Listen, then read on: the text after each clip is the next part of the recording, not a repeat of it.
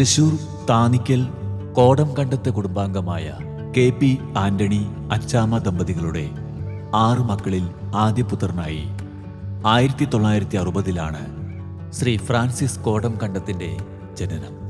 കുട്ടിക്കാലം മുതലുള്ള ദൈവവിശ്വാസവും പ്രാർത്ഥനയും ശ്രീ ഫ്രാൻസിസ് കോടംകണ്ടത്തിൻ്റെ ജീവിതത്തിൽ വലിയ മാറ്റങ്ങൾക്ക് ദൈവം വഴിയൊരുക്കി. കസ്റ്റംസ് ഡിപ്പാർട്ട്മെന്റിലെ ഔദ്യോഗിക ജീവിതത്തിനിടയിലും തൻ്റെ കലയെ കൈവിടാതെ ഒപ്പം കൊണ്ടു നടന്നിരുന്നു ശ്രീ ഫ്രാൻസിസ്. പഠനകാലം മുതൽ ചിട്ടയായ ജീവിതം നയിച്ചിരുന്ന ശ്രീ ഫ്രാൻസിസ് ഇന്ന് ലോകം അറിയപ്പെടുന്ന ചിത്രകാരൻ കൂടിയാണ്.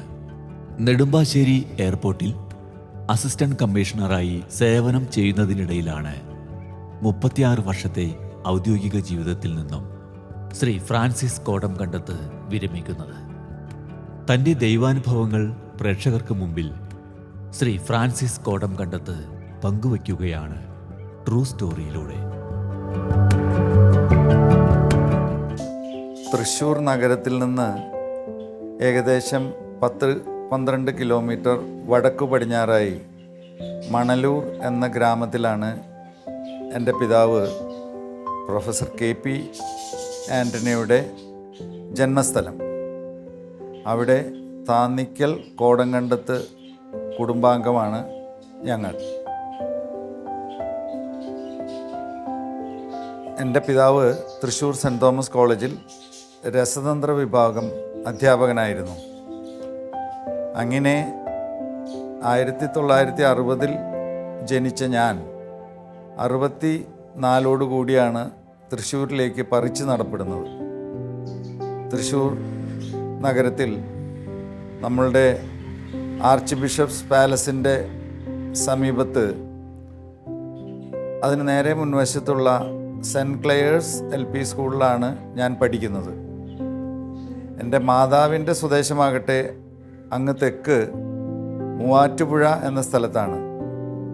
അവിടെ പ്രസിദ്ധനായ തോമാക്കുഞ്ഞു വക്കീൽ അഡ്വക്കേറ്റ് PK തോമസ് പാറക്കൽ, അദ്ദേഹത്തിൻ്റെ മൂത്ത മകളാണ് എൻ്റെ മാതാവ്.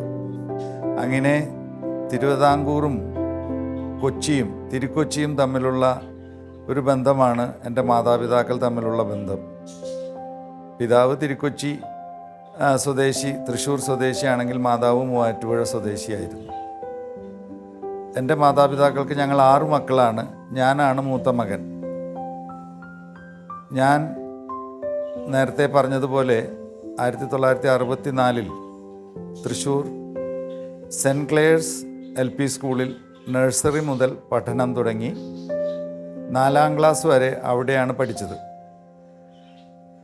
സെൻറ്റ് ക്ലെയേഴ്സിൽ പഠിച്ചുകൊണ്ടിരിക്കുമ്പോഴാണ് അവിടുത്തെ ഡ്രോയിങ് സിസ്റ്റർ കാക്കശ്ശേരി, അവരുടെ പ്രത്യേക ശിക്ഷണത്തിന് കീഴിൽ ഞങ്ങൾ Jawaharlal Nehru memorial children's art ഫെസ്റ്റിവലിൽ പങ്കെടുക്കുന്നത്.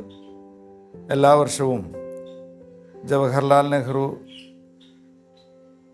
അദ്ദേഹത്തിൻ്റെ ജന്മദിനമായ നവംബർ 14-ാം തീയതിയാണ് ഈ അഖില കേരള അടിസ്ഥാനത്തിൽ നടത്തുന്ന ഈ ചിത്രകലാ മത്സരത്തിൻ്റെ സമ്മാനദാനം നിർവഹിക്കപ്പെടുന്നത്. അപ്പോൾ അതിനു മുൻപ് തന്നെ ഈ ചിത്രകലാ മത്സരം നടത്തും. ഓരോ ക്ലാസ്സിലും പഠിക്കുന്ന കുട്ടികൾക്ക് പ്രത്യേകം സമ്മാനങ്ങളുണ്ട്. അപ്പോൾ അങ്ങനെ 2ാം ക്ലാസ്സിൽ പഠിക്കുമ്പോൾ ഈ മത്സരത്തിൽ പങ്കെടുത്ത് എനിക്ക് കിട്ടിയ ഒരു 3ാം സമ്മാനമാണ് എൻ്റെ ചിത്രകലയിലെ ആദ്യത്തെ ഒരു പുരസ്കാരം. അതന്ന് നോബൽ പ്രൈസ് കിട്ടിയതിന് തുല്യമായിട്ടാണ് എനിക്കൊക്കെ തോന്നിയത്. കാരണം സ്കൂൾ അസംബ്ലിയിൽ വെച്ച് ഹെഡ് മിസ്ട്രസ് സിസ്റ്റർ കുർസീന എൻ്റെ പേര് വിളിക്കുന്നു. ഞാൻ അസംബ്ലിയിലേക്ക് കയറി ചെല്ലുന്നു.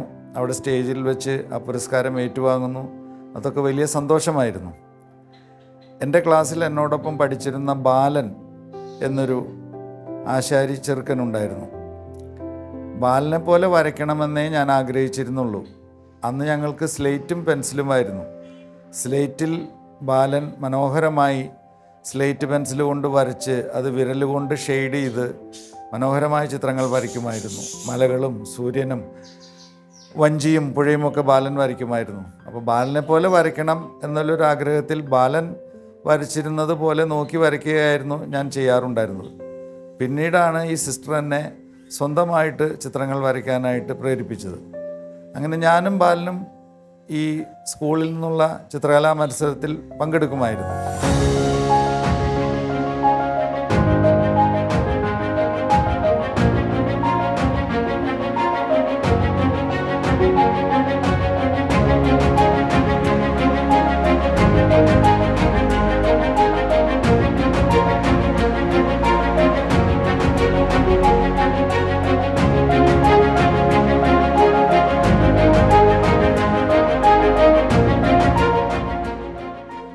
ഈ സെൻറ്റ് ക്ലെയേഴ്സ് സ്കൂളിലെ പഠനത്തിന് ശേഷം ഞാൻ സെൻറ്റ് തോമസ് കോളേജിൻ്റെ കീഴിലുള്ള സ്കൂളിൽ ഒരു വർഷം 5ാം ക്ലാസ്സിൽ പഠിച്ചു. അതിനുശേഷം 6ാം ക്ലാസ് മുതൽ 10ാം ക്ലാസ് വരെ ഞാൻ പഠിക്കുന്നത് തൃശ്ശൂർ ഗവൺമെൻറ് മോഡൽ ബോയ്സ് ഹൈസ്കൂളിലാണ്. ഈ മോഡൽ ബോയ്സ് ഹൈസ്കൂളിൻ്റെ തൊട്ടുപുറകിൽ സാമുവൽ മാഷ് എന്ന ചിത്രകലാധ്യാപകൻ നടത്തിയിരുന്ന നെഹ്റു മെമ്മോറിയൽ ആർട്ട് സ്കൂളുണ്ട്. അവിടെയാണ് ചിത്രകലാ അധ്യാപകരായി പരിശീലനം നേടുന്നവർ ചിത്രകല അഭ്യസിക്കാൻ വന്നിരുന്നത്. അതിനോട് തൊട്ട് ചേർന്നാണ് നമ്മളുടെ ഇപ്പോഴത്തെ ഫൈൻ ആർട്സ് കോളേജ് സ്ഥിതി ചെയ്യുന്നത്. അപ്പോൾ ഫൈൻ ആർട്സ് കോളേജിൽ പഠിപ്പിച്ചിരുന്ന VS ബാലകൃഷ്ണൻ മാഷും സാമുവൽ മാഷുമൊക്കെയാണ് എനിക്ക് ചിത്രകലയുടെ ബാലപാഠങ്ങൾ പറഞ്ഞു തന്നിരുന്നത്. അതോടൊപ്പം മോഡൽ ബോയ്സിൽ പഠിക്കുമ്പോൾ അവിടുത്തെ ഡ്രോയിങ് മാസ്റ്റർ കൃഷ്ണൻകുട്ടി സർ, അദ്ദേഹം വളരെ കാര്യമായി എൻ്റെ ചിത്രകലയെ പ്രോത്സാഹിപ്പിച്ചിരുന്നു. കറക്ഷൻസൊക്കെ വരുത്തി എനിക്ക് എങ്ങനെയാണ് കൃത്യമായിട്ട് നിറങ്ങൾ ഉപയോഗിക്കുക എന്ന് അദ്ദേഹമാണ് പറഞ്ഞു തന്നിരുന്നത്.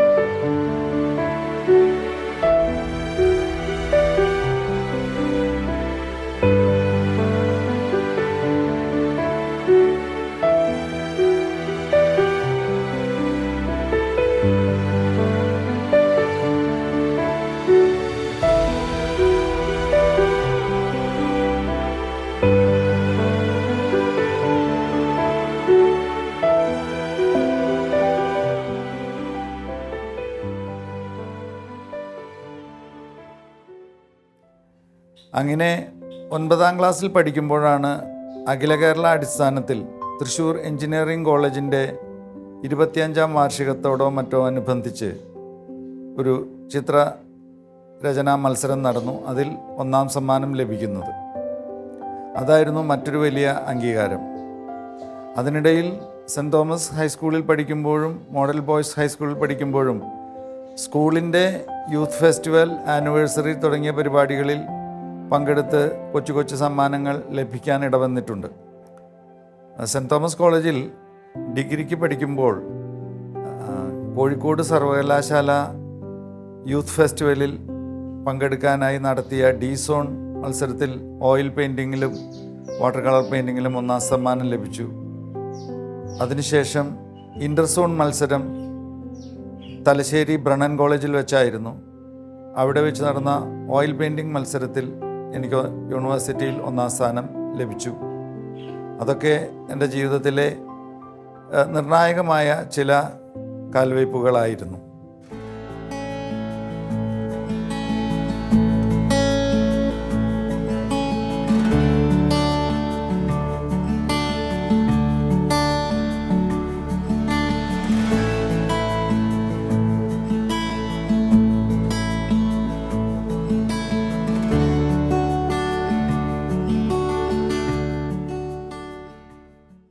കോളേജ് പഠനത്തിന് ശേഷം ചാർട്ടേഡ് അക്കൗണ്ടൻസിക്ക് പഠിക്കാനാണ് പിതാവ് എന്നെ വിട്ടത്. ചാർട്ടേഡ് അക്കൗണ്ടൻസിക്ക് പഠിച്ചുകൊണ്ടിരിക്കുന്ന സമയത്ത് എബ്രഹാം ആൻഡ് ജോസ് എന്ന് പറയുന്ന ചാർട്ടേഡ് അക്കൗണ്ടൻറ്റ് സ്ഥാപനത്തിൽ പ്രസിദ്ധനായ ചാർട്ടേഡ് അക്കൗണ്ടൻറ്റ് ശ്രീ ജോസ് പൊട്ടോക്കാരൻ സാറിൻ്റെ കീഴിലാണ് ഞാൻ ആർട്ടിക്കിൾഷിപ്പ് ചെയ്തത്. അവിടെ പഠിച്ചുകൊണ്ടിരിക്കുമ്പോൾ എനിക്ക് സൗത്ത് മലബാർ ഗ്രാമീൺ ബാങ്കിലേക്ക് ഓഫീസറായിട്ടുള്ള ടെസ്റ്റിൽ പാസ്സാവുകയും അവിടെ ഓഫീസറായി നിയമനം ലഭിക്കുകയും ചെയ്തു. സൗത്ത് മലബാർ ഗ്രാമീൺ ബാങ്കിൻ്റെ ഹെഡ് ഓഫീസ് മലപ്പുറത്താണ്. മലപ്പുറത്തുള്ള മെയിൻ ബ്രാഞ്ചിലായിരുന്നു എൻ്റെ ആദ്യത്തെ പോസ്റ്റിംഗ്. അവിടെ ഓഫീസറായിട്ട് ജോലി ചെയ്തുകൊണ്ടിരിക്കുമ്പോൾ ആണ് എൻ്റെ വിവാഹം. 1985 എൻ്റെ വിവാഹം നടന്നത്. എൻ്റെ പ്രിയപത്നി ഷേർലി ജോസഫ് ചാലിശ്ശേരി, അവരും ഒരു ചിത്രകാരിയാണ്. അവർ സേക്രഡ് ഹാർട്ട് സ്കൂളിൽ പഠിക്കുന്ന സമയത്തും സെൻറ്റ് മേരീസ് കോളേജിലും വിമല കോളേജിലും പഠിക്കുന്ന സമയത്തും ഞാൻ നേരത്തെ പറഞ്ഞ ജവഹർലാൽ നെഹ്റു മെമ്മോറിയൽ ചിത്രകലാ മത്സരത്തിൽ പങ്കെടുക്കുകയും സമ്മാനങ്ങൾ നേടുകയൊക്കെ ചെയ്തിട്ടുണ്ട്. അങ്ങനെ ഞങ്ങളുടെ വിവാഹം 1985 കഴിഞ്ഞു. 2 മക്കളാണ്.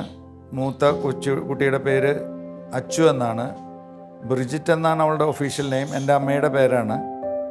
രണ്ടാമത്തെ മകൾ കുഞ്ഞുമേരി എന്ന് ഞങ്ങൾ വിളിക്കും. മേരി മാർഗരറ്റ് എന്നാണ് അവളുടെ പേര്. അച്ചു രാജഗിരി കോളേജിൽ നിന്ന് MBA കഴിഞ്ഞതിന് ശേഷം ഇപ്പോൾ അമേരിക്കയിലാണ്. അവളുടെ ഭർത്താവ് അവിടെ ഡോക്ടറാണ്, ഡോക്ടർ അരുൺ ടി കുരുവിള. ഭാഗ്യത്തിന് ശ്രീ അരുൺ ടി കുരുവിളയും ഡോക്ടർ അരുൺ ടി കുരുവിളയും ഒരു ചിത്രകാരനാണ്. അദ്ദേഹം കാലിക്കറ്റ് മെഡിക്കൽ കോളേജിലെ ചിത്രകലാ പ്രതിഭയായിരുന്നു.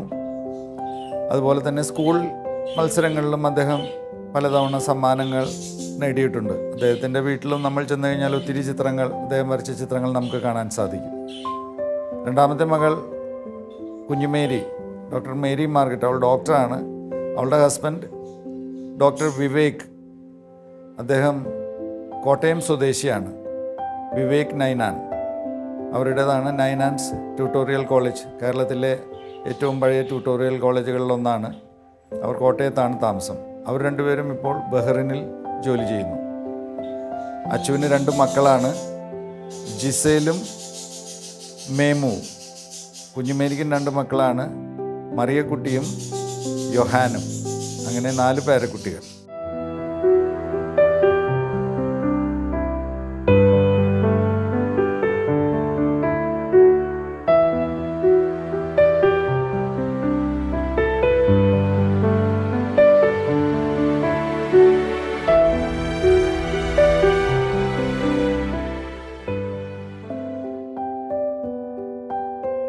ആയിരത്തി 1964 തൃശ്ശൂരിൽ ബിഷപ്സ് പാലസിൻ്റെ തൊട്ട് മുൻപിലുള്ള സെൻറ്റ് ക്ലെയേഴ്സ് LP സ്കൂളിൻ്റെ നഴ്സറി വിഭാഗത്തിലാണ് ഞാൻ എൻ്റെ പഠനം തുടങ്ങുന്നത്.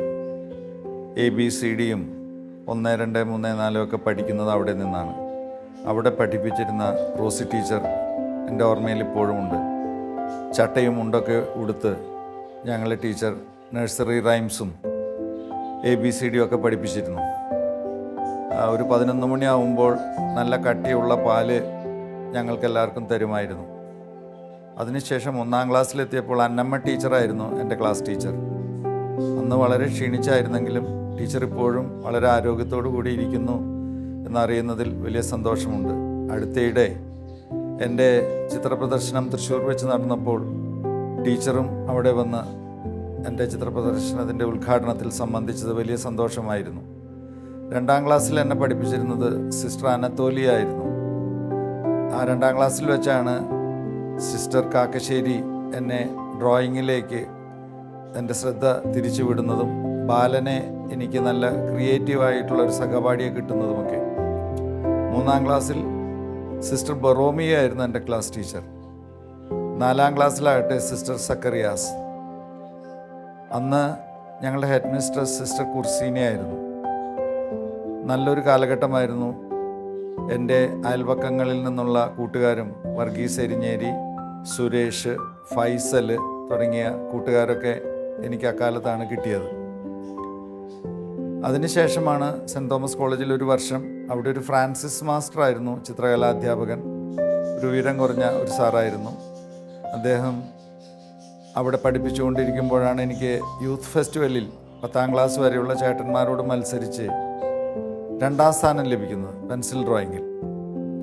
അതിനുശേഷമാണ് തൃശ്ശൂർ മോഡൽ ബോയ്സിലേക്ക് ഞാൻ പറിച്ചു നടപ്പെടുന്നത്. മോഡൽ ബോയ്സ് ഹൈസ്കൂളിൻ്റെ പുറകിലാണ് നേരത്തെ ഞാൻ സൂചിപ്പിച്ചിരുന്ന സാമുവൽ മാസ്റ്ററുടെ Nehru institute of art and fine ആർട്സിൻ്റെ ഓഫീസ് അവിടെയായിരുന്നു. അവിടെയാണ് ഒഫീഷ്യലായിട്ട് ആധികാരികമായിട്ട് ചിത്രകല എങ്ങനെയാണ്, എന്താണ് എന്നൊക്കെയുള്ള ഒരു ബോധം എനിക്ക് ലഭിക്കുന്നത് അവിടെ നിന്നാണ്. അതുപോലെ തന്നെ എല്ലാ വർഷവും എൻ്റെ പിതാവ് പ്രൊഫസർ KP ആൻ്റണി കേരള ലളിതകലാ അക്കാദമിയുടെ സംസ്ഥാന പ്രദർശനം നടക്കുമ്പോൾ, അന്ന് നിങ്ങൾക്കറിയാവുന്നതുപോലെ ആർട്ട് ഗാലറികളൊന്നുമില്ല. തൃശ്ശൂർ ടൗൺ ഹാളിൻ്റെ മുകളിൽ ഉള്ള ആ സ്പേസിലാണ് ലളിതകലാ അക്കാദമിയുടെ സംസ്ഥാന പ്രദർശനം നടക്കാറ്. എല്ലാ അക്കാദമികളുടെയും ആസ്ഥാനം തൃശ്ശൂരാണല്ലോ. അപ്പോൾ ആ പ്രദർശനങ്ങൾക്ക് എന്നെ കൂട്ടിക്കൊണ്ടുപോവുകയും ചിത്രകല ഇങ്ങനെയൊക്കെ ആകാം എന്ന് എനിക്ക് അദ്ദേഹത്തിൻ്റെ അറിവ് വെച്ച് പറഞ്ഞു തരികയും ചെയ്തത് ഞാൻ ഇന്നും നന്ദിയോടെ ഓർക്കുകയാണ്. എൻ്റെ പിതാവ് പ്രൊഫസർ KP ആൻ്റണിയും എൻ്റെ മാതാവ് അച്ചാമ്മ ആൻ്റണിയും എൻ്റെ ഭാര്യാമാതാവ് ശ്രീമതി മേരി ചാലിശ്ശേരിയും ആണ് ചിത്രകലയിൽ ഒത്തിരി പ്രോത്സാഹനം എനിക്ക് നൽകിയിട്ടുള്ളതും എനിക്ക് വേണ്ടി പ്രാർത്ഥിച്ചിട്ടുള്ളതും എന്നെ വഴി നടത്തിയിട്ടുള്ളതും.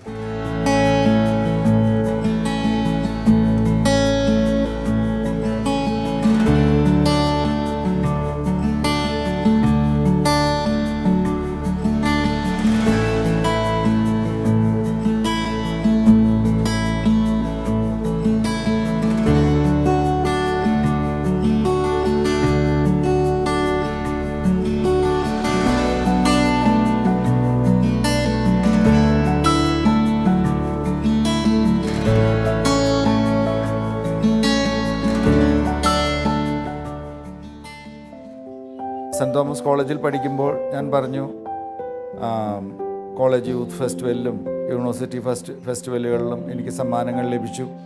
ജവഹർലാൽ നെഹ്റു മെമ്മോറിയൽ ആർട്ട് ഫെസ്റ്റിവലിൻ്റെ തൃശ്ശൂർ സെൻറ്റ് തോമസ് കോളേജിൽ നിന്നുള്ള ഞങ്ങളുടെ ആർട്ട് ടീമിൻ്റെ ക്യാപ്റ്റനായിരുന്നു ഞാൻ. ഞങ്ങൾക്ക് തുടർച്ചയായിട്ട് 3 വർഷം നെഹ്റു ആർട്ട് കോമ്പറ്റീഷനിൽ കോളേജ് തലത്തിൽ 1ാം സമ്മാനം ലഭിക്കുകയും അങ്ങനെ നെഹ്റുവിൻ്റെ ചിത്രത്തോടു കൂടിയ വലിയൊരു ഷീൽഡ് ഞങ്ങൾക്ക് സ്ഥിരമായിട്ട് സെൻറ്റ് തോമസ് കോളേജിന് ലഭിക്കുകയും ചെയ്തു. സെൻറ്റ് തോമസ് കോളേജിൽ ഞാൻ 5 വർഷമാണ് പഠിക്കുന്നത്.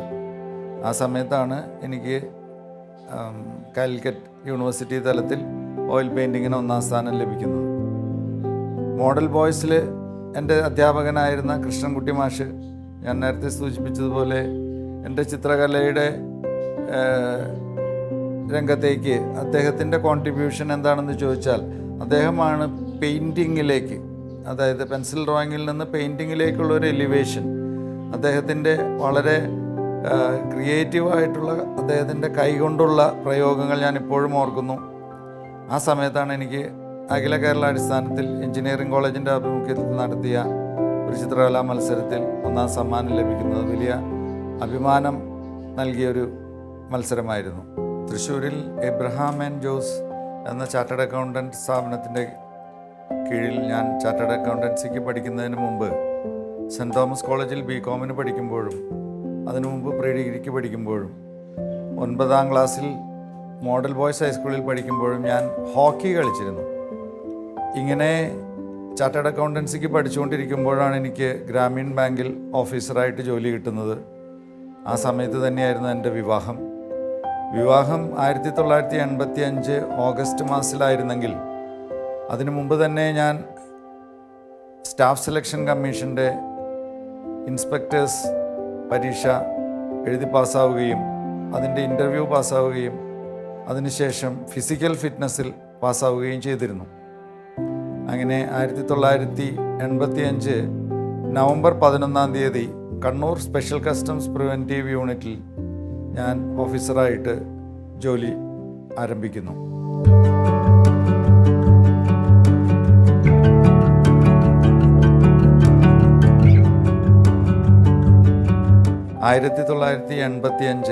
നവംബർ 11-നാണ് ഞാൻ കണ്ണൂർ സ്പെഷ്യൽ കസ്റ്റംസ് പ്രിവെൻറ്റീവ് യൂണിറ്റിൽ ഓഫീസറായിട്ട് അവിടെ ജോയിൻ ചെയ്യുന്നത്.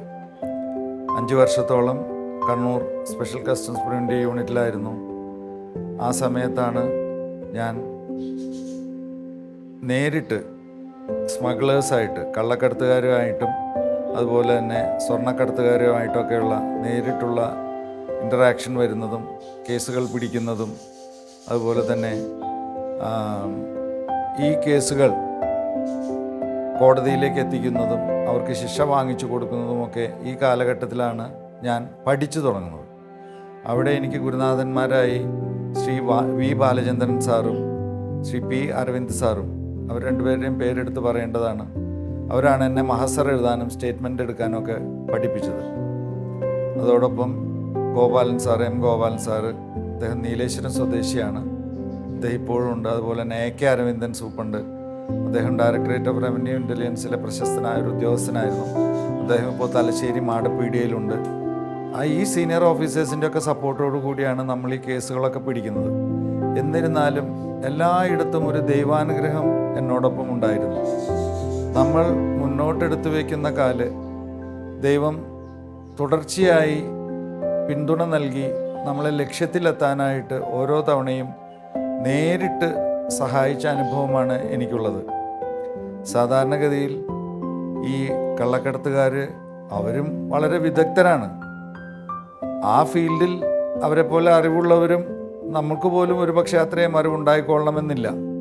ഇവരോട് മത്സരിച്ചാണ് ഇവരുടെ ശ്രമങ്ങളെ നമ്മൾക്ക് പരാജയപ്പെടുത്തേണ്ടത്. അപ്പോൾ ദൈവാനുഗ്രഹമില്ലെങ്കിൽ ഒരിക്കലും നമുക്ക് ലക്ഷ്യത്തിലെത്തുക വളരെ ബുദ്ധിമുട്ടാണ്. അതുപോലെ തന്നെ ജീവിതത്തിൽ ഈ കേസുകൾ പിടിക്കുമ്പോൾ നമുക്കുണ്ടാവുന്ന ഭീഷണികളും കള്ളക്കടത്തുകാരുടെ ഭാഗത്തു നിന്നുണ്ടാകുന്ന ഭീഷണികളെയൊക്കെ ആ ചെറുപ്രായത്തിൽ, എനിക്ക് 25 വയസ്സുള്ളപ്പോഴാണ് ഞാൻ ഈ കസ്റ്റംസിൽ ജോയിൻ ചെയ്യുന്നത്. എൻ്റെ മാതാപിതാക്കളുടെ പ്രാർത്ഥനയും എൻ്റെ ഭാര്യയുടെ പ്രാർത്ഥനയും ഒക്കെയാണ് എന്നെ ധൈര്യപൂർവ്വം ആ ഫീൽഡിൽ പിടിച്ചു നിർത്താനായിട്ട് സഹായിച്ചത്. ഞങ്ങളെല്ലാ ദിവസവും കൃത്യമായിട്ട് കുടുംബ പ്രാർത്ഥന ചൊല്ലി പരിശീലിച്ചു വന്നവരാണ്. ചെറുപ്പം തൊട്ടേ 5 വയസ്സ് പ്രായം തൊട്ടേ മുട്ടുമ്മേൽ നിന്ന് കൊന്ത മുഴുവൻ ചെല്ലുകയും എല്ലാ ദിവസവും 5-ാമത്തെ വയസ്സ് മുതൽ എല്ലാ ദിവസവും ഞങ്ങളുടെ ഇടവ പള്ളിയിൽ, തൊട്ടടുത്താണ് ലൂർദ് പള്ളി,